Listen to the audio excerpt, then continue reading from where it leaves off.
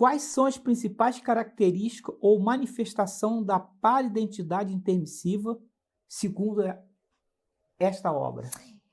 A grande, vamos dizer, a característica maior desse tipo de consciência, porque tem que lembrar que nem todo mundo tem paridentidade, né? Então, a pergunta que se faz é por que que alguns têm, poucos têm, né? E a grande maioria não. É porque a paridentidade nasce de uma característica que é a assistencialidade, né? Então, essa personalidade, essa consciência, ela tem um acúmulo de serviços prestados para a humanidade, para a humanidade. E esse acúmulo de serviço faz com que ela seja reconhecida. Então, e ela tem, então, para ela ter esse acúmulo de assistência, vamos dizer assim, universalista, ela tem um nível de lucidez um pouco acima da média da população ou das consciências que Você se está sendo encontram. até modesto demais, pouco acima da média. Não, É para lá da que a gente tem vários níveis, né, de identidade, mas ela tem acima da média.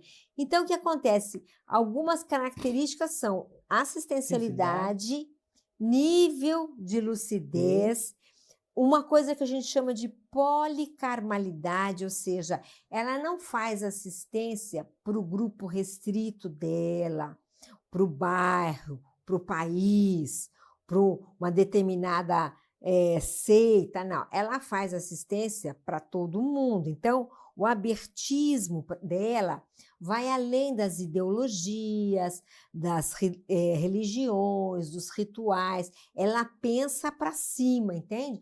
Por isso que ela alcança um grande número de pessoas, né? A gente chama isso de universalismo.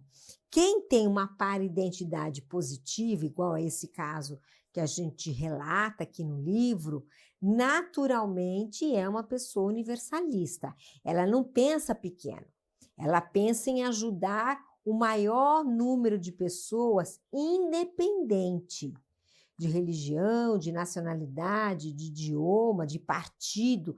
Isso é totalmente secundário, porque essas situações são da vida humana, né? Mas a questão ali não é a vida humana, é a vida da consciência, além da vida humana. Porque aquele sujeito que hoje está lá num país, num idioma, numa determinada religião, ele vai um dia morrer, ele volta para o extrafísico e vai renascer em outro país, num outro idioma, numa outra religião. Então, veja, aquilo ficou muito momentâneo naquela vida humana anterior, porque agora ele já está em outra. Então, veja, essa visão mais abrangente faz, além da matéria, né, faz com que consciências iguais a essa não fiquem presas a essas questões extremamente intrafisicalizadas ou materializadas, né? Elas já pensam além.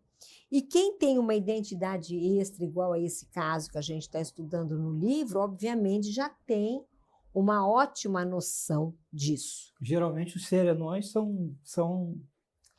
os serenões, mas tem assim, antes disso, né, a gente tem uma escala de evolução, por exemplo, pode ser que uma pessoa que está nos 50% da escala, ela já tenha uma paridentidade, exato, um desperto, ela já pode ter uma paridentidade. Ela não precisa estar no fim da escala, né? Está no início da escala. Ela está no início do fim. Do início da paridentidade. É o início da paridentidade. Então, veja, mas ela já tem uma certa noção da interdimensionalidade. É isso aí. Por isso que eu falo que esse livro, ele mexe muito. Porque ele passa de uma informação que não tem descrito em livro nenhum. Você pode correr atrás, você pode ir a qualquer biblioteca que você nunca viu falar sobre paridentidade. É uma coisa muito, mas muito além mesmo. É que esse livro, o diferencial é que é um estudo de caso, né? Porque se você pegar mesmo o tema em si, Ele já foi estudado lá naquilo que a gente chama de enciclopédia da Conscienciologia, o professor Valdo já propôs, né?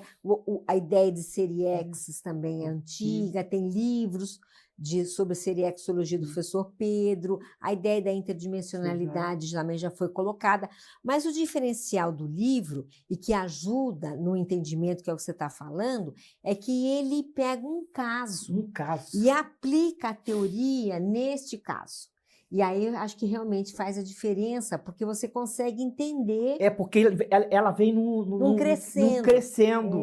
E ela vem né, você vê que no encadeamento, né, da história, do conteúdo, da forma.